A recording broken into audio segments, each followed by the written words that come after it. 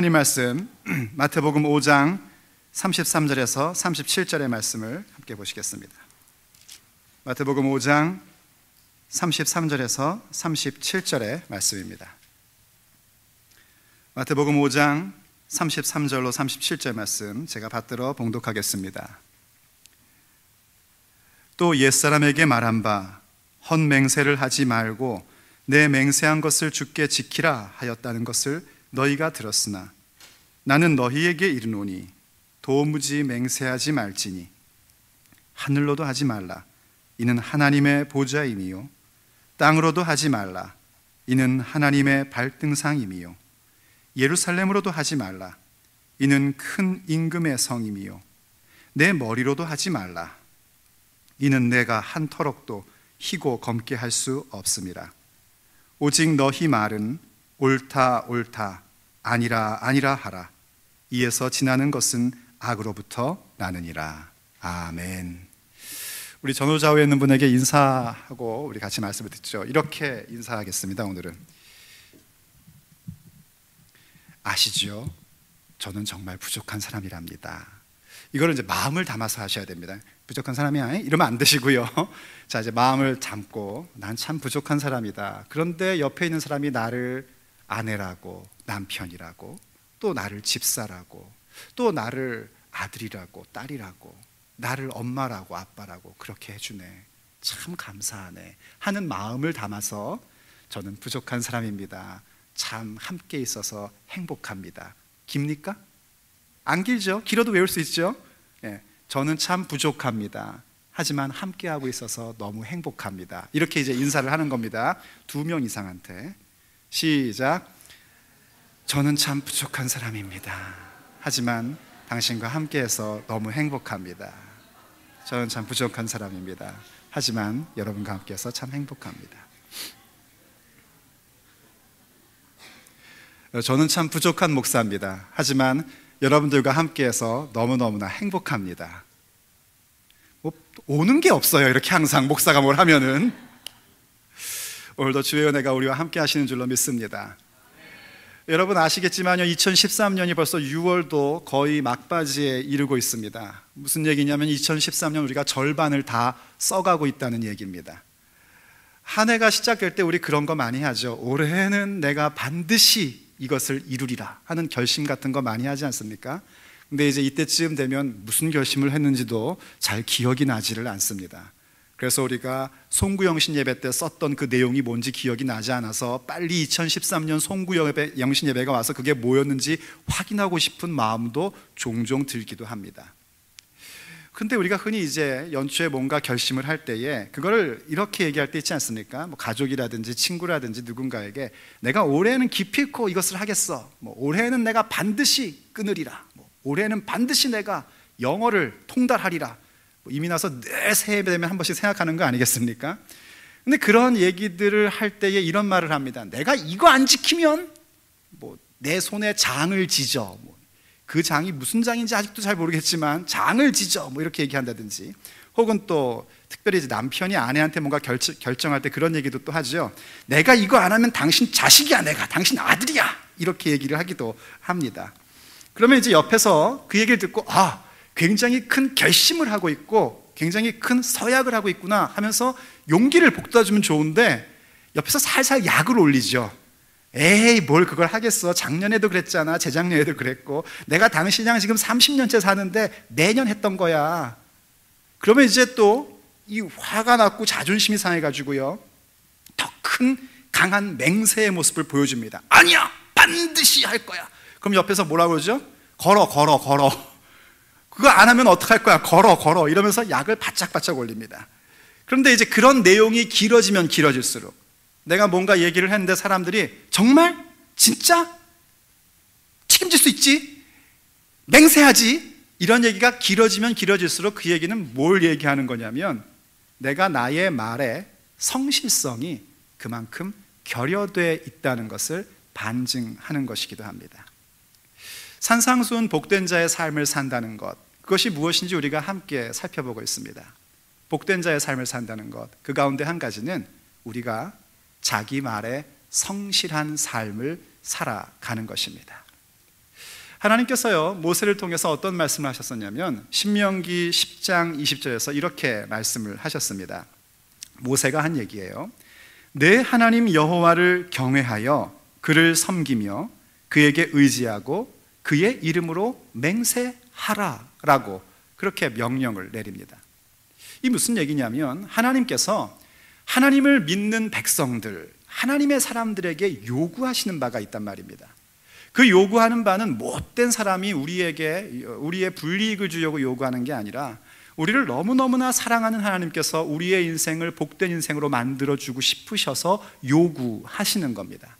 근데 그 요구의 내용 가운데 가장 핵심이라고 할 수 있는 부분이 바로 이 부분인데 하나님을 경외하라는 겁니다.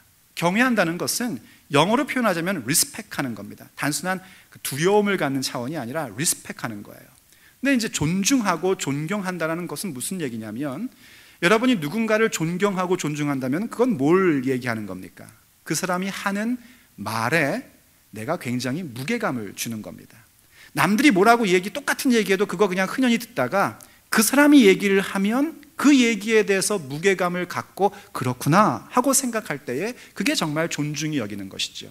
그래서 하나님을 경외한다는 건 그와 같은 것입니다. 다른 데서 들었던 비슷한 얘기이지만 하나님이 말씀하시기에 거기에 내가 무게감을 갖고 살아가는 것, 그게 하나님을 경외하는 거예요. 그래서 그렇게 하나님의 말씀에 무게감을 두는 사람들은 자연스럽게 하나님을 섬기죠. 예배자로서 서게 되고 예배하는 사람이 됩니다. 그리고 우리의 일상 속에서는 어떤 모습을 갖냐면 그를 의지하는 자가 됩니다. 하나님을 의지하고 살아가요. 내 힘으로 살 수 없는 이 인생, 내 힘으로 어떻게 할 수 없는 모든 일들에 대하여 하나님을 의지하게 되고 또 하나님을 의지하는 사람이기에 자기의 삶의 자리 가운데서 하나님의 이름으로 맹세하는데 그때 그 맹세는 내가 얼마나 정당한지, 내가 얼마나 굳은 결심을 갖고 있는지 그것을 보이려고 맹세하는 것이 아니라 하나님의 이름을 명예롭게 해드리고 싶은 마음으로 그의 이름으로 맹세를 하는 것입니다.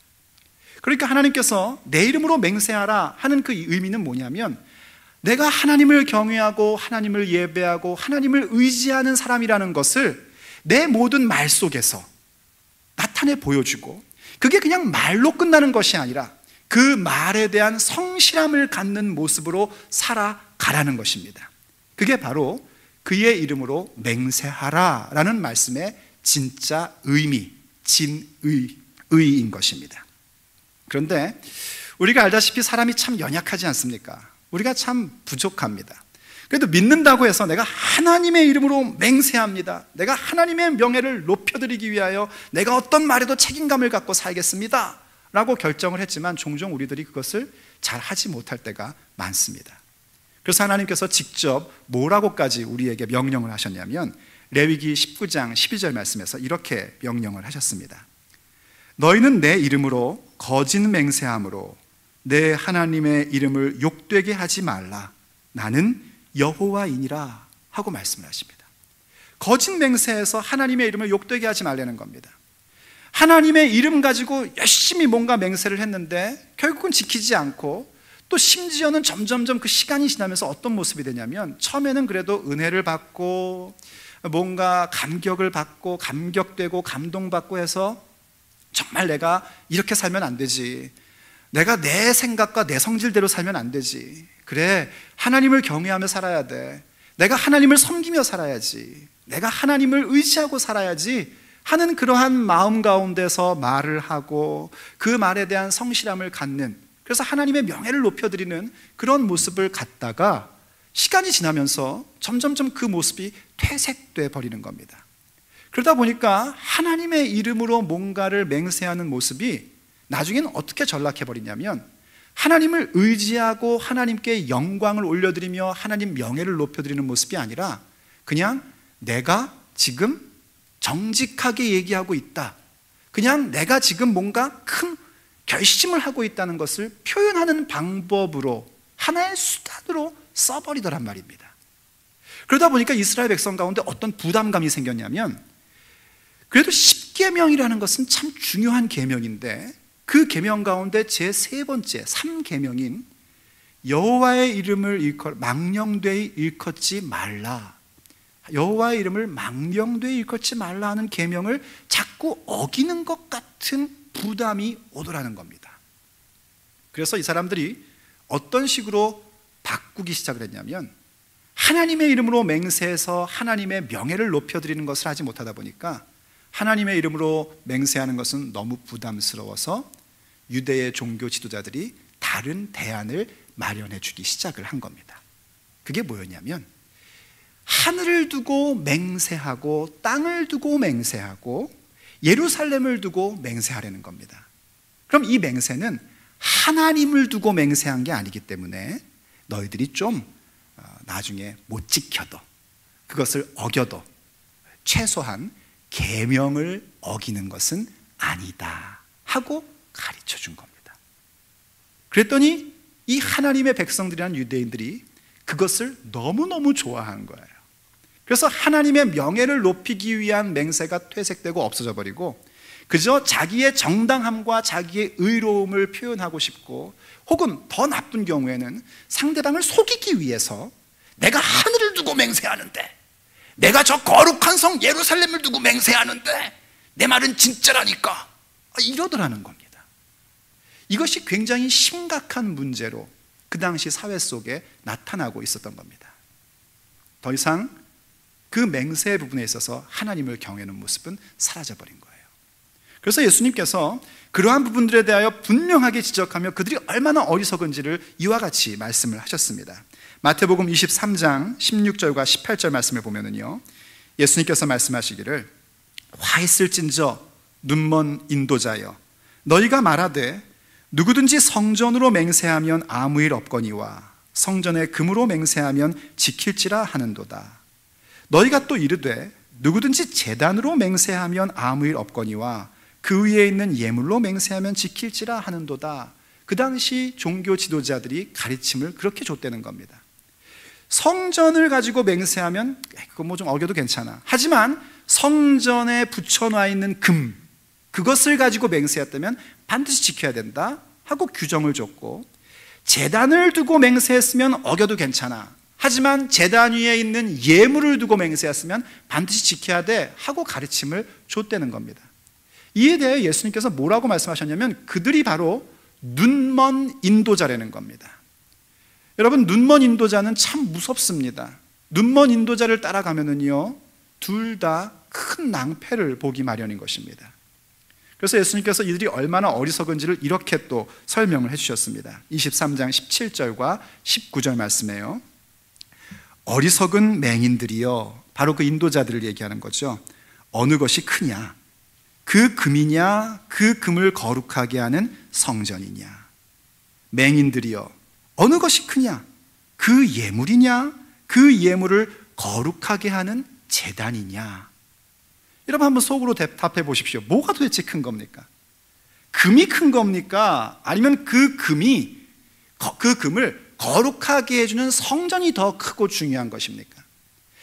예물이 중요한 겁니까? 아니면 그 예물을 거룩하게 만들어주는 제단이 더 중요한 겁니까?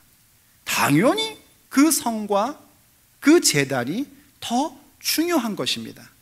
그런데 사람들이 어떻게 가르침을 받고 좋아했냐면 금과 예물에 대해서 더 큰 비중을 두고 있었다는 거예요. 이게 무슨 얘기를 반증해주고 시사하고 있는 거냐면은, 그 당시 사람들이 이 맹세하는 부분에 있어서 무엇을 중심으로 맹세하고 있었냐면 돈 관계, 물질 중심적인 것으로 맹세를 하며 살았다는 겁니다. 사람들이 얼마나 하나님보다 물질에 빠져 있는가를 반증해 보여주는 것이 이런 태도였습니다. 그래서 맹세라는 것을 믿음으로 살아가는 사람에 대한 결단, 하나님을 의지하는 그 맥락보다는 오히려 자기의 정당함이나 물질적인 유익을 위해서 사용하고 있었던 겁니다. 바로 그 맥락 속에서 오늘 예수님이 오늘 본문과 같이 말씀을 하신 겁니다. 다시 한번 본문 33절과 34절을 보십시오. 또 옛사람에게 말한 바 헛맹세를 하지 말고 내 맹세한 것을 주께 지키라 하였다는 것을 너희가 들었으나 나는 너희에게 이르노니 도무지 맹세하지 말지니 하신 겁니다. 그러니까 이런 말씀을 우리가 이제 배경을 잘 알지 못하고 그냥 읽어버리면은 역시 구약과 신약은 항상 충돌해. 이 말하고 저 말하고 다르네. 이렇게 이제 못 배운 말을 하게 됩니다. 그런데 알고 보면은 다른 표현이지만 사실 그 목적과 진의는 동일한 겁니다.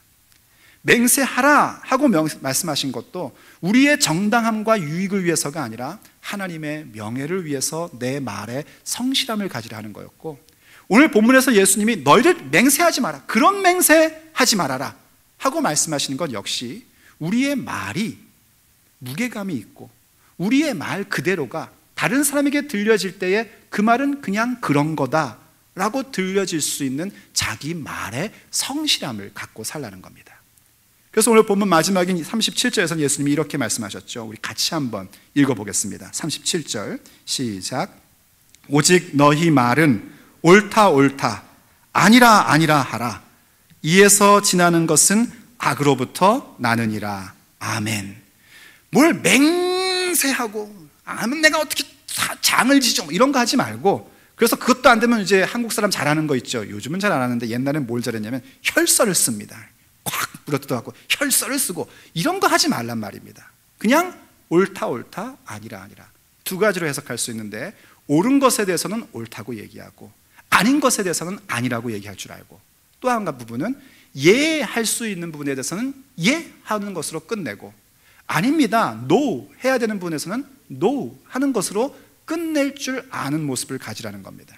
이거는 나는 말한 대로 사는 사람이야, 나는 원래 뭐 있는 대로 다 얘기해, 혼자 자기 스스로 얘기하는 것으로 만족할 수 없습니다. 우리 자주 그러잖아요. 우리들이요, 저는 제 말은 지킵니다, 제가 말하는 건 꼭 지킵니다, 그렇게 말하는 것도 될 게 아니고, 나와 함께하는 사회, 내가 함께하는 교회, 그 모든 사람들이 저 사람이 예했으면 예야, 저 사람이 아니라고 했으면 아니야 하는 것으로 받아들여지는 내 말의 성실함을 갖고 살라는 겁니다. 물론 우리 말은 옳다 옳다 아니다 아니다 해라, 도무지 맹세하지 말라, 이 말씀을 문자적으로나 혹은 율법적으로 받아들이면 또 곤란합니다. 그래서 나는 맹세할 수 없어, 그러니까 결혼 서약할 때도 나는 서약 난 안 해 뭐 이런다든지, 혹은 어디 이제 재판장에 가가지고 증인이 되어줘야 되는데 증인하기 전에 뭐 하죠? 맹세하죠. 진실만을 얘기하고 나는 맹세 안 해, 그래서 증인해 줄 수 없어, 이러라는 얘기가 아니라는 것쯤은 여러분의 수준으로 다 알리라고 생각을 합니다. 그런 얘기가 아니란 말이에요. 내 말에 있어서 성실함을 가짐으로 내 이야기가 있는 그대로 받아들여질 수 있는 삶을 사는 것, 그게 바로 복된 자들의 삶의 모습이라는 겁니다. 그러면 이제 우리가 생각해야 될 건 뭐냐면, 과연 어떻게 내가 옳다라고 얘기하면 사람들이 그가 옳다 그러면 옳은 거야 라고 얘기해 줄 수 있고, 내가 그냥 네 하는 것만으로 그가 네 했으면 하는 거야, 내일 좀 나 좀 도와줘, 네 했는데 진짜지 도와줘야 돼 꼭이야 이게 아니라 나 좀 도와줘 네 하면은 더 이상 다시 물을 것도 없이 그냥 오는구나 하고 알 수 있는 삶, 그걸 우리가 도대체 어떻게 만들어 가냐는 겁니다. 여러분이나 저나 알다시피 우리는 다 우리의 말에 완벽한 사람들이 아닙니다. 우리는 말에 대해서 근사하게 얘기하는 건 좋아하고요, 사람들이 우리의 말을 듣고 감동받게끔 하는 건 좋아합니다. 그래서 맹세에 대한 얘기는 항상 그렇게 근사한 표현이 나올 수밖에 없는 것이고, 맹세하는 말은 사람들의 감동을 자아내는 말들을 합니다. 그런데 오늘 주님께서는 우리에게 뭘 얘기하냐면, 말의 근사함이 아니라, 말의 감동이 아니라 우리 말의 성실함을 이루어 가야 한다는 것입니다. 어떻게 가능할 수 있을까? 저는 오늘 예수님이 하신 말씀 속에서 그 몇 가지의 부분들을 묵상해 봅니다. 우리가 이러한 삶의 여정들을 가져간다면 하나님께서 결국 우리 말에, 나의 말에 성실한 사람으로 복된 자의 삶을 만들어 주실 것이라는 그런 큰 기대와 믿음을 가지면서 여러분과 그것을 함께 나눠보려고 합니다. 먼저 오늘 예수님께서 하신 말씀 속에서 살펴보면요, 34절로 36절에서 이렇게 말씀을 하셨습니다. 한번 보시죠, 여러분. 나는 너희에게 이르노니 도무지 맹세하지 말지니 하늘로도 하지 말라, 이는 하나님의 보좌임이요, 땅으로도 하지 말라, 이는 하나님의 발등삼이요, 예루살렘으로도 하지 말라, 이는 큰 임금의 성임이요, 내 머리로도 하지 말라, 이는 내가 한 터럭도 희고 검게 할 수 없음이라 하고 말씀하셨어요. 그러니까 두고 맹세하지 말아야 될 부분들에 대해서 구체적으로 하늘과 땅, 예루살렘, 그리고 내 머리, 이 부분들을 말씀하시는데, 이 속에서 우리가 어떻게 나의 말에 성실한 삶을 일구어 갈 수 있는지에 대한 부분들이 묵상이 되어집니다. 첫째로 뭐냐면 하늘과 땅이라는 부분입니다. 하늘을 두고 맹세하고 땅을 두고 맹세하지 말아야 될 이유에 대하여 예수님이 뭐라고 말씀하셨냐면, 하늘은 하나님의 보좌, 땅은 하나님의 발등상. 이 발등상이 뭔지 아시죠? 푸스툴 말하는 거예요. 발등상이다. 그러니까 그거 두고 맹세하지 말라는 겁니다. 그러므로 우리가 우리의 말에 성실성을 갖고 살아간다는 건 뭐냐면, 우리의 삶 전체 속에서 하나님 앞에서의 삶을 살아가는 겁니다. 살아서 호흡하고 움직이는 사람은요, 어느 누구도 머리 위에 있는 하늘을 피할 수가 없습니다. 건물 속에 숨었다고 피하는 게 아니지 않습니까? 우리가 움직인다면 어느 누구도 땅을 밟지 않고 살 수는 없습니다. 자동차를 타고 다닌다고 해서 땅을 안 밟는 게 아닙니다. 우리가 살아서 호흡하고 숨쉬는 한에는 하늘의 머리, 내 땅에, 내 발의 땅, 항상 우리와 같이 있는 것입니다. 그런데 그 모든 게 뭐냐면 하나님의 보좌이고 하나님의 발등상이란 말이에요. 다른 얘기를 하자면은, 다시 말하자면 우리의 삶의 모든 자리, 모든 시간 속에서는 하나님의 보좌 앞에 있는 자리이고 시간이라는 말입니다. 그것을 인식하고 우리의 인생의 여정을 걸어가는 겁니다. 그렇다면 우리의 말 속에 우리가 어찌 우리의 말에 성실함을 갖지 않을 수 있겠습니까? 하나님 앞에서 그 말을 하고 살아간다는 것, 우리가 그 사실을 기억하며 살아야 됩니다. 그럼 하나님 앞에서라는 그 인식을 갖고 신앙의 여정을 간다는 건 뭔가? 이사야서 66장 1절 2절이 이런 말씀을 우리에게 주고 있습니다. 쉬운 성경인데요. 여호와께서 이렇게 말씀하셨다. 하늘은 내 보좌요, 땅은 내 발판이다.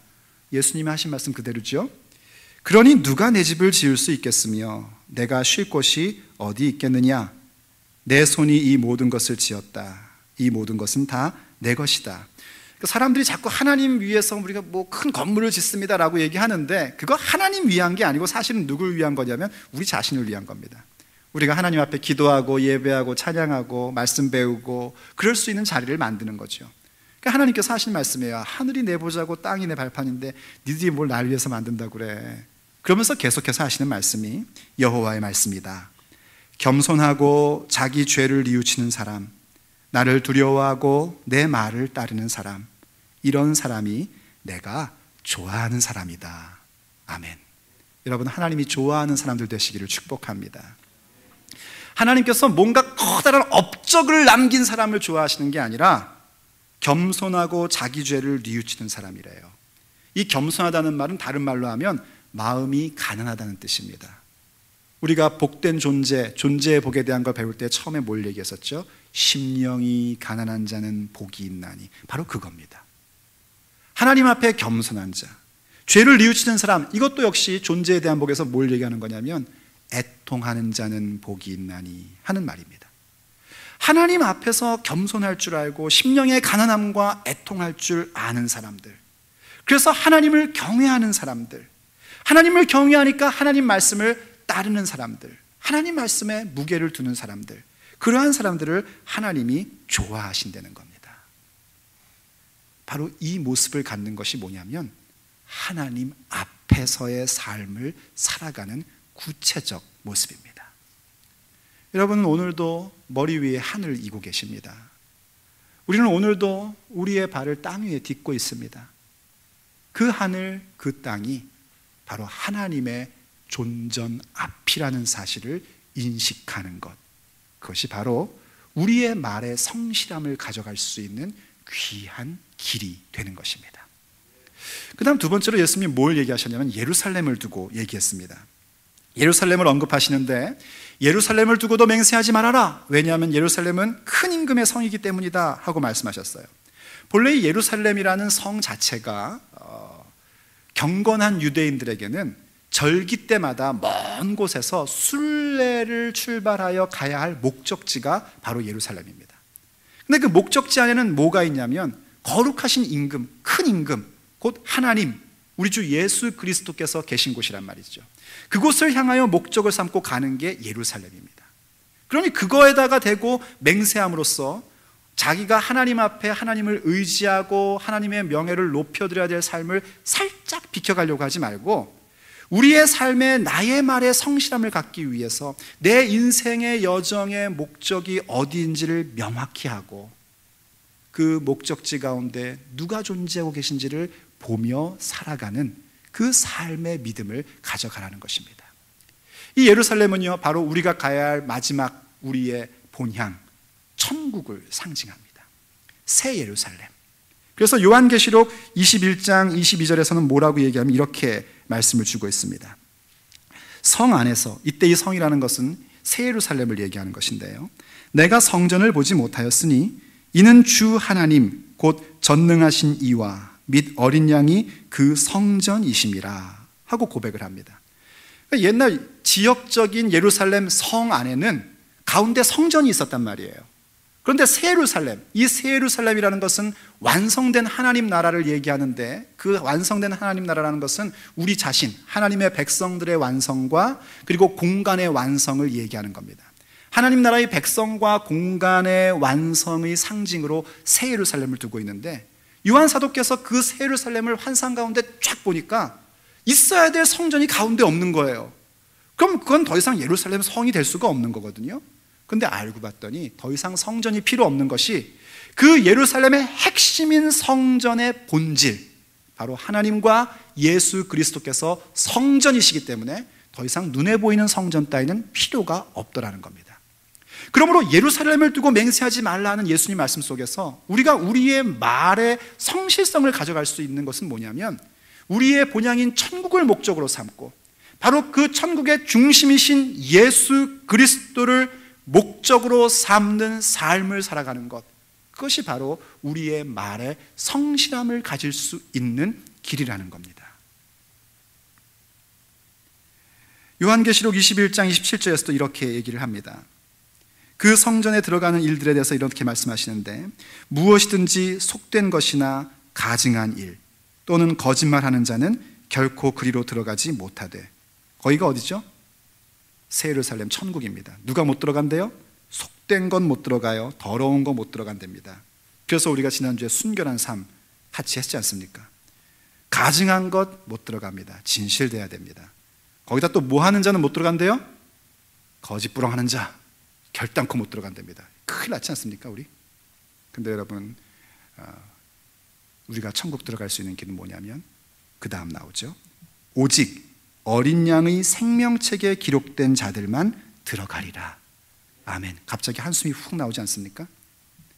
그러니 마음 놓고 거짓말하면 됩니까? 아니죠. 어린 양의 생명책에 기록됐다는 것은 예수 그리스도를 나의 구원자요 주인으로 영접하며 산다는 겁니다. 예수님이 내 주인인데 내가 하늘과 땅을 항상 바라보고 머리 위에 하늘을 이고 살고 있고 내가 땅을 밟고 살고 있으면서 하나님의 존전 앞에 사는데 내가 어떻게 거짓말을 하게 살고 내가 어떻게 더러운 삶을 살겠는가? 그럴 수 없다 하는 것이 우리의 모습입니다. 그래서 하나님을 목적으로 삼고 예수 그리스도를 닮는 것을 나의 삶의 내용으로 이루어가는 자들은 자연스럽게 나의 말에 대하여 성실함을 갖게끔 되는 것입니다. 내 말에 완벽함이 아니고요, 자기 말에 성실함을 갖는단 말입니다. 그래서 예수 그리스도를 믿고 정말 거룩한 성 예루살렘을 목적으로 삼는 삶이 우리에게 반드시 요청되는 겁니다. 왜냐하면 그것이 복된 자의 삶이기 때문입니다. 그리고 나서 또 뭘 말씀하셨냐면, 자기 말의 성실함을 이루어가는 데 있어서 머리를 두고 맹세하지 말라 하십니다. 이유는 뭐냐면 네 마음대로 머리털을 희거나 검게 할 수 없기 때문이다 라고 말씀하시는데, 이 얘기는 뭐냐면 우리가 우리의 말에 성실함을 갖고자 한다면 또 하나 꼭 기억해야 될 것이 있는데, 우리 인간의 한계를 인정하고 살아가는 삶입니다. 우리는 한계가 있는 존재라는 사실을 늘 인식하면서 살아가는 것이 중요합니다. 우리는 이 머리를 우리 마음대로 할 수 없는 것은 물론이거니와 이 머리털 하나도 마음대로 희게 하고 검게 할 수 없는 자들입니다. 믿으십니까? 에이, 거짓말. 요즘은 하잖아요. 염색. 우리는 흰머리도 검게 할 수 있고 검머리도 탈색하여 희게 만들 수 있고 또 금발로도 만들 수 있고 빨간 머리도 만들 수 있습니다. 그런데 그게 진짜 만드는 거 아닌 건 아시죠? 예, 가리는 겁니다. 금발 만든다고 멋지게 금발 염색했는데 한 일주일, 2주일 지나면 검은 게 밑에 쫙 올라오면서 굉장히 스트레스 더 받지 않습니까? 그런 겁니다. 그런데 이게 현대의 문제예요. 무슨 문제인 거 아니? 가리는 것으로 우리가 한계가 없다고 생각을 하는 겁니다. 문명이라는 것으로 우리를 가립니다. 우리의 한계를 가려버립니다. 과학의 발달이라는 것으로 우리의 한계를 가려버립니다. 재미나는 컴퓨터 게임이라는 것으로 나의 한계를 가려버립니다. 그 순간 잊어버리는 거예요. 또 돈이라는 것으로 내 한계를 가립니다. 그래서 사람들이 어떤 줄 아십니까? 큰 소리 치고 살아가려고 합니다. 나는 된다는 겁니다. 내가 보장 안 되는 겁니다. 정말 그렇습니까? 가릴 수 있을진 모르지만 우리는 결국 한계를 갖고 있는 사람들입니다. 우리는 생명의 한계를 가지고 있고 우리는 능력의 한계를 갖고 있는 사람들입니다. 더욱이 우리는 의로움에 대해서도 내 스스로 의로울 수 없는 한계를 갖고 있는 사람들입니다. 그 한계를 갖고 있는 존재라는 것을 정직함으로 인식할 때에 우리는 나의 말에 대한 성실함을 갖는 자가 될 수 있는 겁니다. 여러분, 우리가 한계를 갖고 산다는 것이요, 위축된 삶을 살라는 얘기가 아닙니다. 나는 한계가 있는 존재야, 그러니까 나는 인생이 우울해 해서 디프레션 되라는 얘기도 아닙니다. 내가 한계가 있는 존재를 알기에 그 한계를 초월하신 무한한 능력이신 하나님을 의지하고 산다는 얘기입니다. 한계를 아니까 전능하신 하나님을 의지하고 하나님의 말씀에 의해서 내 말의 성실함을 이룰 수 있다는 사실을 깨달으며 나아가게 되는 것입니다. 그래서 베드로 사도가요, 이사야 선지자의 말을 빌려서 이렇게 우리에게 말씀을 주고 있습니다. 베드로전서 1장 24절과 25절 말씀. 그러므로 모든 육체는 풀과 같고 그 모든 영광은 풀의 꽃과 같으니 풀은 마르고 꽃은 떨어지되 오직 주의 말씀은 세세토록 있도다 하였으니 너희에게 전한 복음이 곧 이 말씀이니라. 아멘. 아멘이 되십니까? 모든 육체, 모든 인생은 풀과 같답니다. 그런데 그 풀에도 영광이 있기는 있습니다. 그런데 그 영광이라는 게 어떤가? 풀의 꽃과 같이 금방 시들어버리고 없어지는 것들이란 말입니다. 영원할 수 있는 건 뭐밖에 없는가? 영원할 수 있는 것은 하나님의 말씀밖에 없단 말이죠. 그래서 베드로가 뭐라고 얘기하냐면 내가 너희에게 전한 복음이 바로 우리의 영원을 보장해주는 그 말씀이다 라고 얘기를 하는 겁니다. 그러므로 우리가 무슨 생각을 해야 되냐면요, 내가 나의 말에 성실함을 나타낸다는 것은 다른 게 아니라 내 의지, 내 결단, 나의 타당함, 나의 정당함을 얘기하는 것이 아니라 내 입에서 영원하신 하나님의 말씀, 그 복음을 고백하는 자가 되는 것입니다. 왜냐하면 우리는 우리의 한계를 알고 있기 때문입니다. 자기야, 자기만을 영원히 사랑해. 거짓말인 거 다 알죠? 여보, 당신에게 내가 모든 세상의 모든 것들을 다 갖다 주겠어. 완전히 거짓말인 거 아시죠? 그거 듣고 정말 믿는다면 그건 바보입니다. 그냥 내가 당신 그렇게 사랑한다는 걸 과장법으로 표현하는 것뿐이지요. 뒤집어 얘기하면 우리는 전부 다 우리의 말에 대해서 성실할 수 없는 사람들입니다. 그런데 우리의 말의 성실함이 무엇으로 이루어지냐면 하나님의 말씀의 능력으로 이루어집니다. 내가 말한 것은 전부 다 거짓말로 바뀔 수 있는 가능성들이 많은데 내 입을 통하여 말한 하나님의 말씀은 단 하나도 거짓이 되지 않고 참이 되고 완전한 성실함으로 이루어진단 말입니다. 그래서 우리가 우리 말에 성실함을 가져갈 수 있는 겁니다. 사랑하는 여러분, 우리가 매일 처음에 인사 나눴듯이 우리는 부족한 사람들입니다. 우린 연약한 사람들입니다. 우리 중에 어느 누구도 이렇게 여러분 앞에 큰 소리치면서 설교하고 있는 저 자신도 내 말에 대하여 완전함을 갖지 못합니다. 그저 소망이 있다면 성실하고 싶을 뿐입니다. 그 성실함을 관심을 갖지 않다 보면 우린 자꾸 내 말의 강력함만을 원합니다. 내 말의 근사함만을 원합니다. 내가 말함으로써 강한 인상을 남기고 싶어만 합니다. 그래서 우리는 헛맹세를 하는 자가 됩니다. 그러나 오늘 주님께서 우리에게 분명하게 메시지를 주십니다. 우리의 말이 강한 인상을 남길 필요도 없고 우리의 말이 근사함으로 보일 것이 아니라 우리 말에 성실함이 나타나야 한다는 겁니다. 그리고 그 성실함을 이루는 삶이라는 것은 우리가 우리의 삶의 모든 자리 가운데 하늘을 보며 땅을 디디며 주의 보좌 앞에 있음을 늘 기억하고 우리의 삶의 목적이 새 예루살렘, 예수님을 닮아가는 것이 내 삶의 목적이고 방식이라는 것을 상기하고 더 나아가 나는 부족하고 연약한 자라는 것을 늘 기억함으로써 하나님의 말씀의 완전함과 하나님의 말씀의 거룩함으로 말하는 자가 된다는 것입니다. 그럴 때 우리는요, 우리의 말에 성실한 사람으로 설 것이고 우리가 옳다 하면 옳은 것이고 우리가 아니다 하면 아닌 것으로 인정되는 복된 자의 삶을 이루어 갈 것입니다. 기도하시겠습니다.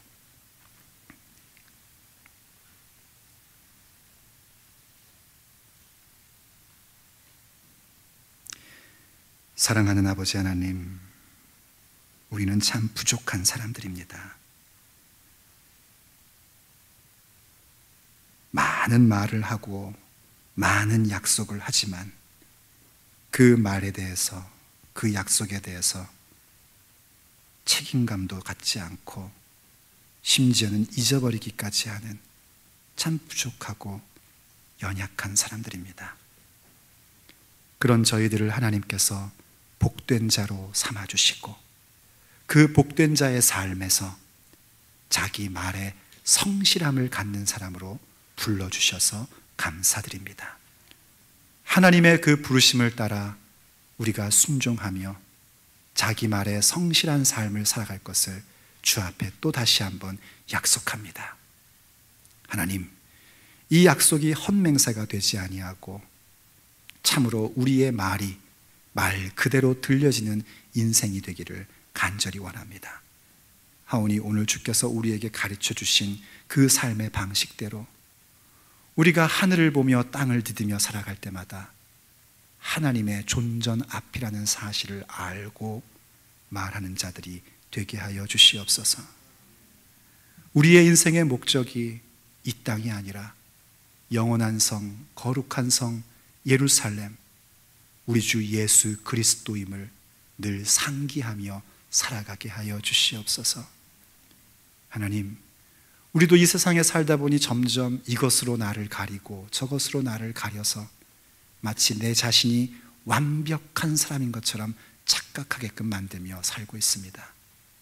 그때마다 우리의 한계를 보게 하시어 겸손히 전능하신 하나님의 능력을 옷 입는 자가 되게 하여 주옵소서. 내 말이 아닌 아버지의 말씀으로 이야기하는 자들이 되어 우리의 말에 성실함을 일구어 갈 수 있도록 주께서 우리를 붙잡아 주시옵소서. 그래서 하나님께서 부르신 그 모습, 복된 자의 삶이 다른 사람의 이야기가 아니라 내 삶의 이야기가 되는 그 기적의 역사를 우리에게 나타내 주시옵소서. 우리 주 예수 그리스도의 이름으로 간절히 기도 올립니다. 아멘. 주께서 주신 동산에 땀 흘리며 씨를 뿌리며 내